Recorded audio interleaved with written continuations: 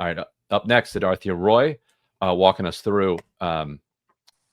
There he is, walking us through what's the latest as India and Pakistan, seem to be on the brink of a second round of conflict. Yet, so far, the provocations that have been appearing on both sides of the border have been met unusually with a little bit of restraint and caution, which is encouraging. Sid, always great to see you. How are you? I'm good. I'm good. Good. Well, it's not really very encouraging, as you say. No, The I mean, it's been a very troublesome 7 days, 8 days now. See, think of the chronology of things. and since what 10th I kind of of jumped into there, so we had like where would you mark the return of the height of see, the 10th of November, yeah. evening 6:25 local time, New Delhi sees a blast. Yeah. Less than 24 hours later, Islamabad sees uh, witnesses a suicide bombing attack. Yeah, even before Islamabad, we have a string of crude bombs going off in Dhaka. And so it's not like the region is looking at some sort of better scenario if the past week is anything to go by. The restraint you're talking about, that's a very curious thing that's happening. You see, the Pakistani Prime Minister Shehbaz Sharif quite directly, if I correct me if I'm wrong, but he's on record saying that India is behind the attack in Islamabad. Mm-hmm. Now it's only India who's not saying that Pakistan is behind the attacks, and it's very curious that even though the police have given statements that the bombing has been traced back to the Jaish-e-Mohammed, which is a Pakistan-based organization. It's being linked to Ansar Ghazwatul Hind, which strangely had died off back in 2019, another Kashmir-based organization. The reason why India is really not naming Pakistan is because Prime Minister Modi has dug himself into a rhetorical hole. If you recall, when we were reporting on Pahalgam, Prime Minister Modi, true to his boisterous self, said that And any act this was of the major Kashmir attack. yes, which was the major Kashmir attack, he pretty boisterously declared that his administration did that any act of terror hereafter will be considered an act of war. Now, if Like India were to Obama's red say that line was Pakistan drawn. is behind Yeah. it, then they'd have to go back to a war which uh, at least President Trump isn't willing to approve of. So he, what we've also heard is that India felt, or Modi felt like they did not quite get the better of Pakistan in this exchange, and is kind of itching to prove its mettle. That to punish Pakistan for what it done, and to disincentivize it from doing something similar again. And so looking for an opportunity. Yet as you said, President Trump has been, he asserted that he had brought peace between the two, which is heavily contested claim. Curious if you have any take on the credibility of that claim. At the same time, the tension, like the relationship between the U.S. and Modi, or Trump and Modi, does not seem great. So why does Modi care so much what Trump feels about Well, this? we've been hearing speculations. Obviously, we cannot put our finger to it, Right. but it's nearly an open secret at this time that Trump is pursuing a case against Modi's business ally Adani. And the DOJ has some documents and files on him, which they are threatening to open against him, should Modi not fall in line. This has gone beyond speculation now. I mean, the leader of the opposition, several news outlets, everyone's been speaking about it. And people have been expressing surprise as to why would India really toe the American line so much.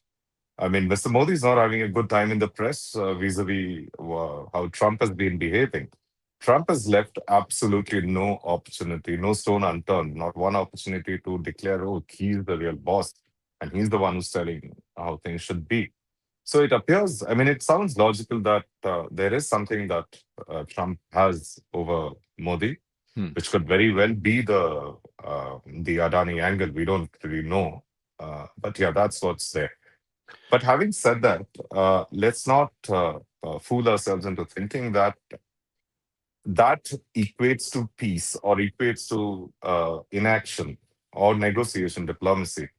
You see, when we put these string of bombing attacks or whatever other kinds of attacks that may come, that have happened, you will recall that back earlier this year, before the Pahalgam attacks, we had in fact done an investigation saying Kashmir is sort of lighting up again. Mm-hmm.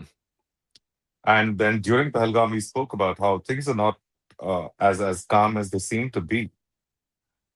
If you really look back at another era, right after the 9/11 attacks, or right after the Pokhran nuclear tests which India conducted, and after 26/11 Mumbai attacks, India was under a similar kind of pressure, very strong diplomatic pressure from the US and the Western lobby to not react. I mean, they reached out, they told Pakistan as well to, hold your horses, don't do too much. Mm. But that was also a time when they did not go at it overtly, but several acts of cross-border irregular warfare, as they love to call it, that Mm-hmm. did happen. So it does not automatically equate to peace, no. So, what has to happen to set it off? You think where do you and what decisions could be made that would move it towards a more permanent peace? We don't tangible which would move us towards permanent peace.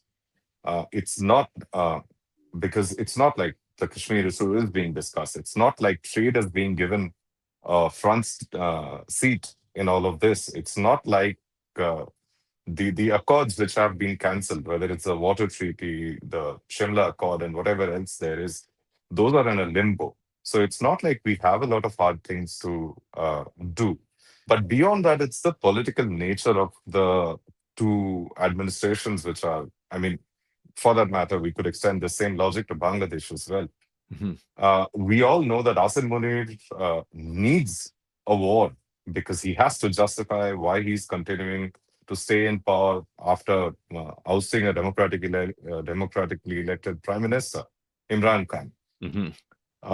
The rhetoric, the kind of rhetoric Mr. Modi espouses as a politician, not necessarily as a prime minister, but as a politician, he's very much in need of an enemy. It's not very different when I look at Bangladesh of late as well. As you will note that yesterday, the ousted Prime Minister Sheikh Hasina, she's been sentenced to death. I saw that. Yeah. Now, it's just a repeat of the cycle of violence. No one is out there saying that excesses weren't committed under Sheikh Hasina. But if you really look back, it's always one party coming to power and brutalizing the democratic process itself. The point being, if you aren't able to legitimize democracy in your own country, what hope do you have of trying to build a bridge with another country across the border? Yeah.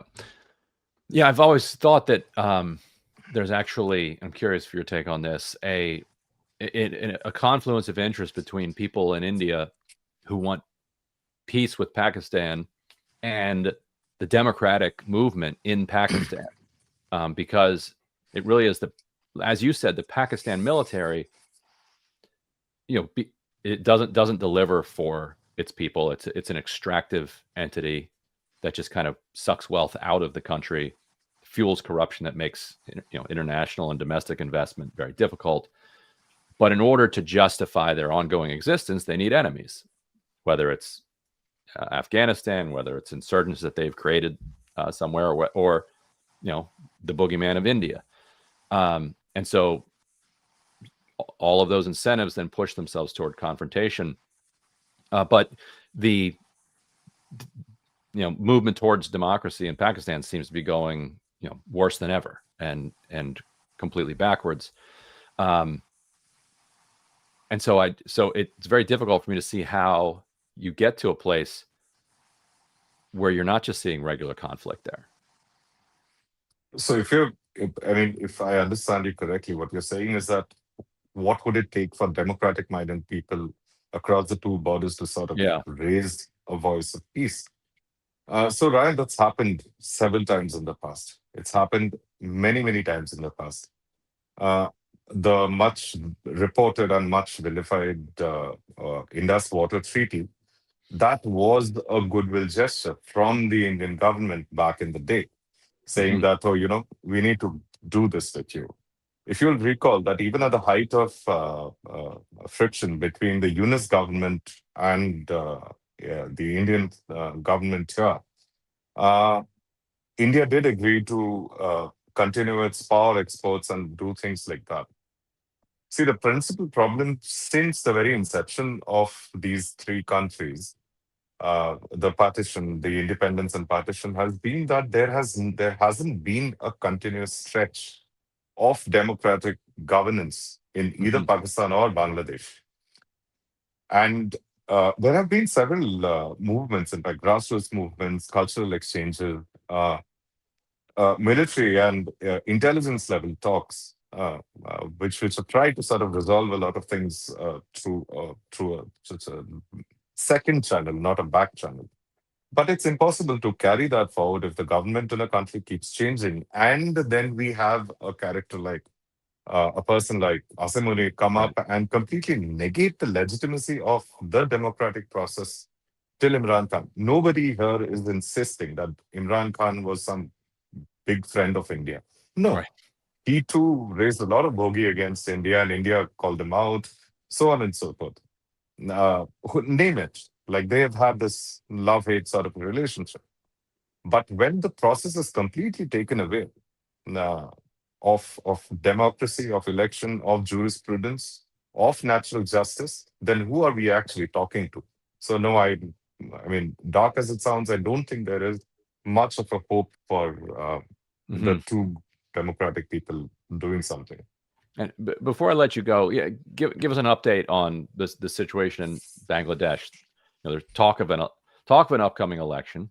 Um, how are people feeling about Yunus and the post Sheikh Hasina situation? So here, Bangladesh, I mean, until about a month back, the talk of elections was quite strong. Like in February, there'll be an election in February. They're quite certain there'll be an election and so on. But beginning in November, uh, private sources, sources close to our reporting, they have been indicating that might not be the case. Hmm. Of course, it's out there. We'll know what happens. But having said that, see, the problem is that now the Yunus government has outlawed the Awami League, which is literally the largest party Huh. in Bangladesh. They don't have an equation. They have not fully legitimized the Jamaat-e Islami, which was banned by Sheikh Hasina. They've not fully legitimized it. The sword of banning hangs on their head as well. So that's two big parties gone. As for the BNP, the Bangladesh National Party, the right of center party, their cadres are actually on the streets having fights and brawls with the New Citizens Party, NCP, which is seen as being close to Yunus. So I think the jury's out. Rather, the mob is out, as Mhm. we still see. So is Muhammad Yunus going to end up becoming another Nobel Prize winning dictator? Is that the He already was one. I right? mean, the time he got the Nobel Prize was the time that he installed a dictatorship over there. There is, and curiously enough, nobody ever raised the question that is there such a precedent in Bangladeshi law of appointing a principal advisor or chief advisor? In what capacity is it really continuing? And this is not the first time that he is in the position that he is. The last time that he came to power riding on the back of a civil society government, he continued for far too long, and it had to end in not very pleasant ways. Mhm. No. Well, here we are. All right. Well, Siddharthya Roy, always appreciate chatting with you and hearing from you. Yeah, I hope I made some sense. Too much happening here. I think you certainly did, as much as you can in this situation. So thanks so much.